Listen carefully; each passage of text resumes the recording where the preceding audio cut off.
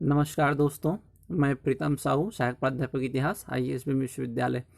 आज के हम इस वीडियो क्लास के माध्यम से पुनर्जागरण पर चर्चा करेंगे। यह टॉपिक जो है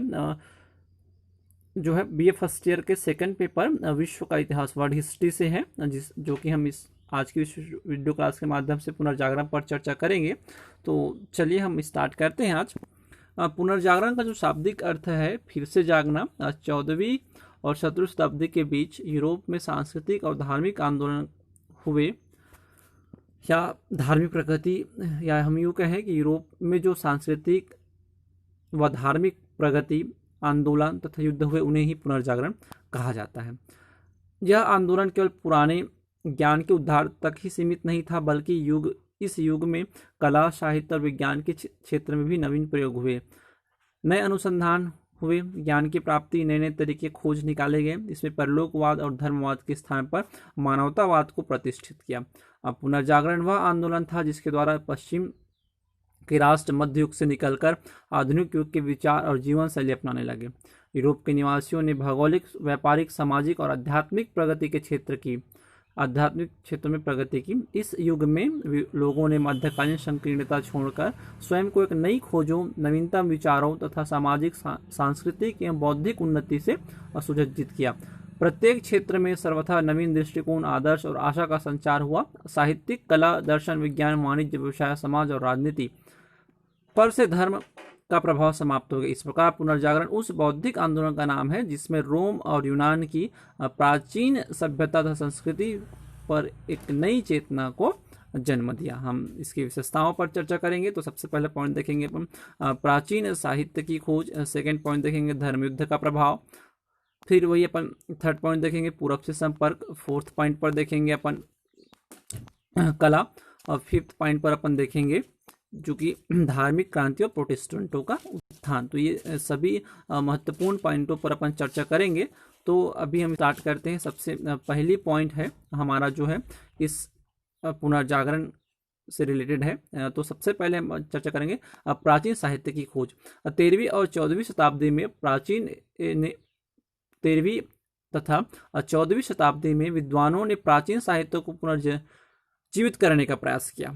इसमें पेट्रार्क, दांते और बेकन के नाम उल्लेखनीय विद्वानों ने प्राचीन ग्रंथों का विभिन्न भाषाओं में अनुवाद किया और लोगों को गूढ़ विषयों से परिचित करने का प्रयास किया। पेट्रार्क की लेखनी के चलते ही उन्हें मानवतावाद के पिता कहा गया। मानवतावादी विचारधारा का प्रभाव। यूरोप की मध्यकालीन सभ्यता कृत्रिमता और कोरे आदर्श पर आधारित थी। सांसारिक जीवन को मिथ्या बतलाया जाता है। यूरोप के विश्वविद्यालयों में यूनानी दर्शन का अध्यापन होता था। रोजर बेकन ने अरस्तु की प्रधानता का विरोध किया और तर्कवाद के सिद्धांत का प्रतिपादन किया। इसमें मानवतावाद का भी विकास हुआ। मानवतावादियों ने चर्च और पादरियों की कट्टरता की आलोचना की। तीसरी जो पॉइंट है धर्म युद्ध का प्रभाव। लगभग 200 वर्षों तक पूरब से पश्चिम के बीच धर्मयुद्ध चला। धर्मयुद्ध के योद्धा पूर्व सभ्यता से प्रभावित हुए। आगे चलकर इन योद्धाओं ने यूरोप में पुनर्जागरण की नींव को मजबूत किया। सामंतवाद का ह्रास। सामंती प्रथा के कारण किसानों, व्यापारियों, कलाकारों और साधारण जनता को स्वतंत्र चिंतन का अवसर नहीं मिला था। सामंती युद्ध के कारण वातावरण हमेशा विषक्त रहता था, किंतु सामंती प्रथा के पतन से जन जीवन संतुलित हो गया। शांति तथा व्यवस्था कायम हुई। शांतिपूर्ण वातावरण में लोग साहित्य, कला और व्यापार की प्रगति की और ध्यान देने लगे। शांतिपूर्ण वातावरण में लोग साहित्य, कला और व्यापार की प्रगति की ध्यान देने लगे। सामंतवाद का ह्रास परिणाम स्वरूप राष्ट्रीय राज्यों का विकास था। लोगों के में राष्ट्रीय भावना का विकास हुआ। व्यापार तथा नगरों का व्यापार का भी विकास हुआ। लोगों में राष्ट्रीय भावना का विकास हुआ। नेक्स्ट पॉइंट है व्यापार तथा नगरों का विकास। पुनर्जागरण का सबसे कारण या महत्वपूर्ण बात है कि व्यापार का विकास हुआ। नए नए देशों के साथ साथ लोगों का व्यापारिक संबंध हुए और उन्हें वहाँ की सभ्यता, संस्कृति को जानने का अवसर मिला।